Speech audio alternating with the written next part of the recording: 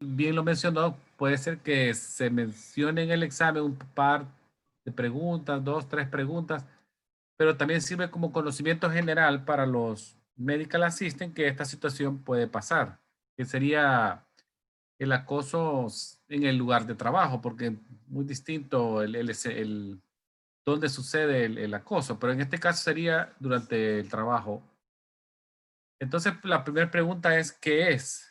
¿Qué es el sexual harassment o el acoso sexual? Que básicamente hay una oficina en Estados Unidos, que usted ven acá, que es EEOC, que sería la de Igualdad de Oportunidades, una comisión de empleo de igualdad de oportunidades, que se mete mucho en esto, lo que es sexual harassment, y lo define como un avance sexual no solicitado, sería como no bienvenido, o una conducta de naturaleza sexual, el cual obviamente interfiere de manera razonable con el quehacer o la forma de profesional que la persona se desenvuelve o performance en el lugar de trabajo, lo que crea una forma de intimidación, un ambiente hostil o un ambiente de trabajo muy ofensivo para la persona. Entonces, hay que entender entonces que el sexual harassment puede ir desde bromas sexuales ofensivas que son repetitivas o persistentes a una forma de tocar de forma inapropiada. Voy a colocar acá el puntero láser para que, como lo que estamos viendo acá, ¿verdad? Una forma inapropiada de tocar, hacerlo como un gesto como que no pasa nada, pero para la persona sí tiene mucho efecto. Entonces, el sexual harassment o el acoso sexual en el lugar de trabajo es un problema muy serio que sucede más frecuente de lo que uno cree y muchas veces se obvia. Y puede pasar en los dos, a hombres y le puede pasar a mujeres. O sea, no solamente hay que verlo como de naturaleza femenina. Yo puse esta foto acá, puse dos mujeres, pero puede ser también que el sujeto del acoso sexual sea un hombre, en ese caso. Entonces, existen leyes estatales y federales que protegen al empleado del acoso sexual en el lugar de trabajo. O sea, no tampoco está abandonado el empleado, existen leyes. Entonces hay una ley que se conoce como título 7 de los derechos civiles, que también es una forma de que protege el acoso sexual. También hay que revisar que hay leyes locales por estado, o sea, Massachusetts puede tener una ley distinta a New Jersey, a Nueva York, estamos hablando, nos vamos al sur, a Texas, Nuevo México, Arizona. Cada estado también tiene unas leyes que rigen lo que es de acoso sexual, aunque todas en general no difieren en gran cosa, pero pueden tener ciertas características que las hacen únicas para ese estado. Así que hay que estar pendiente de eso, hay que siempre revisar la ley estatal donde usted vive para tener una mejor opción de reclamo si acaso se presenta. Entonces voy a tratar yo esta noche de hablarles de dos tipos de acoso sexual en el lugar de trabajo.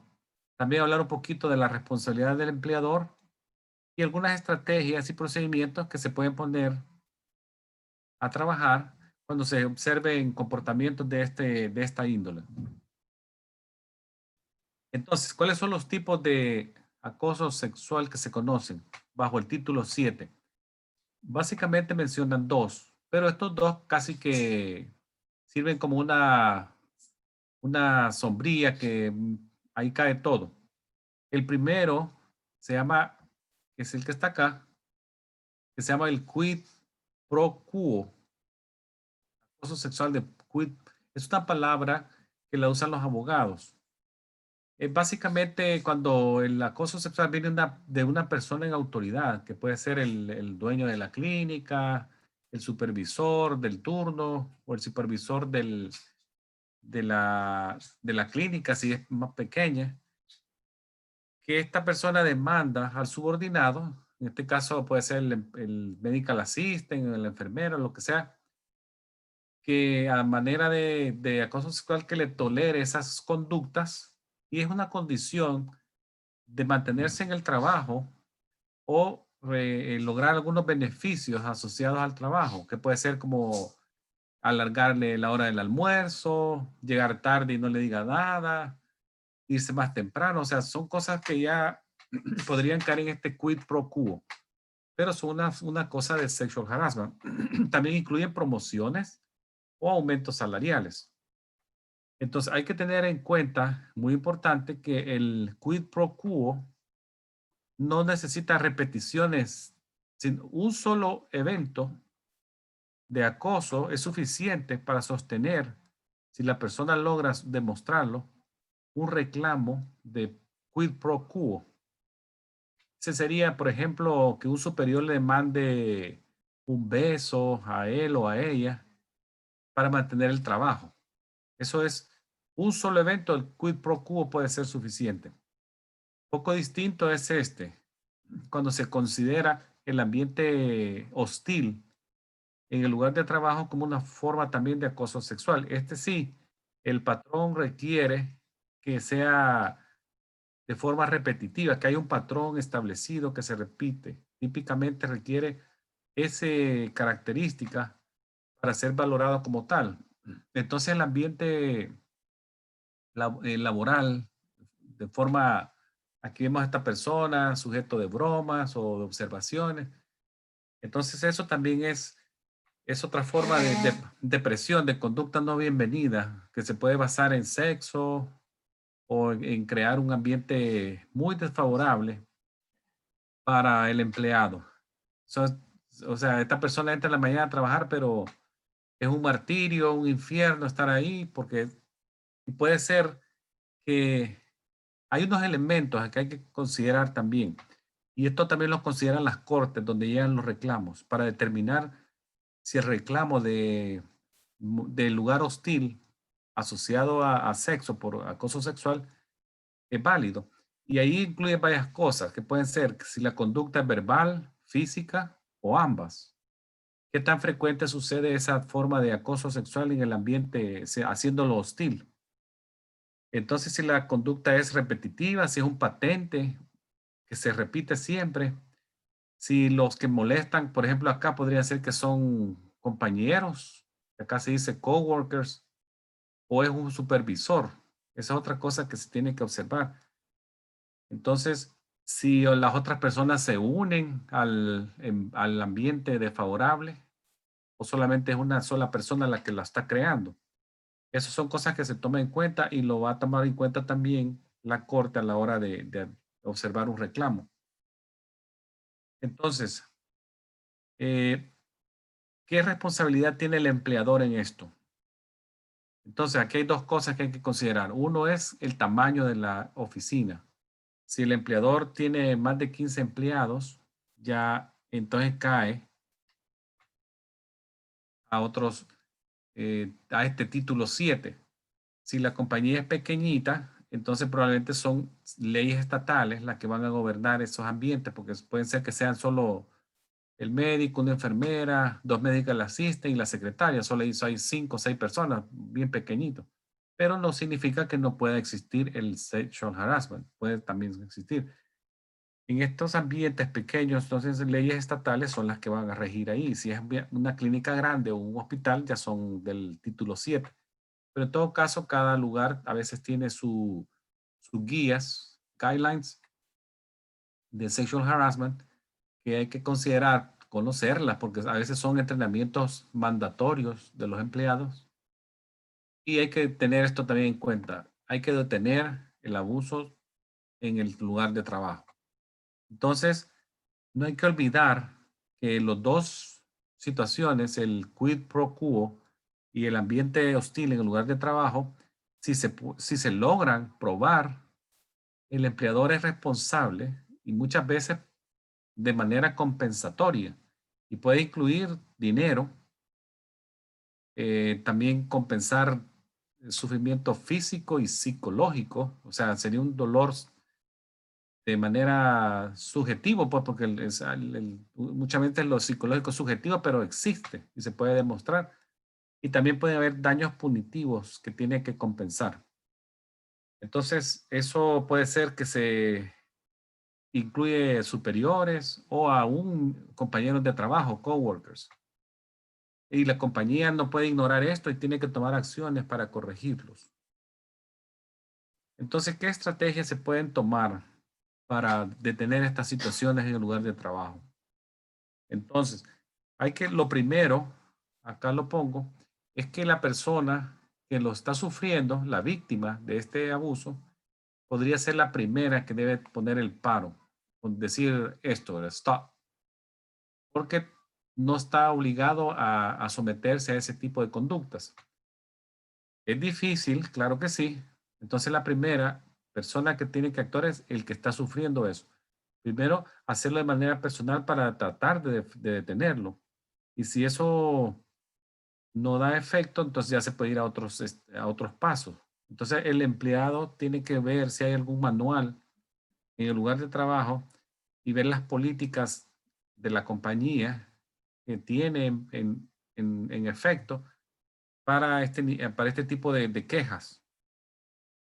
Entonces, lo más importante también es documentar todo. En todo momento hay que documentarlo en forma escrita para tener evidencia que va a fortalecer el caso si pasa a tribunales. Entonces, la primera cosa que tiene que hacer es abordarlo lo más pronto y personalmente informar al, al que está haciendo la broma. Pongámosle la palabra broma, aunque yo sé que no es una broma, muchas veces es algo intencional, con intención. Pero digamos que esta persona cree que lo que está haciendo no es ofensivo y él cree que es un chistoso o que no pasa nada. Entonces, hay que hacerle saber que sí está pasando algo y que sí está causando molestia. O sea, hay que tratar de pararlo lo más pronto posible antes que los comentarios o bromas se conviertan en algo inapropiado y que se convierta en algo más feo a futuro. Entonces, esta situación puede ser difícil para la persona, para la víctima, pero puede ser el método más efectivo inicial para terminar el comportamiento.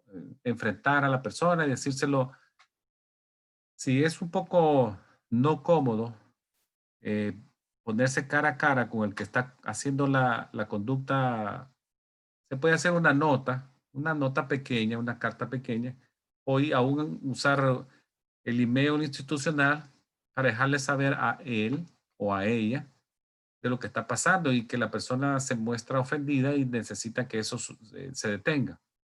Si eso se lo pone incómodo a la persona, entonces podría ir a su supervisor y escribir una carta, una nota, hacer una copia y hacerlo, como dije, a través del correo institucional.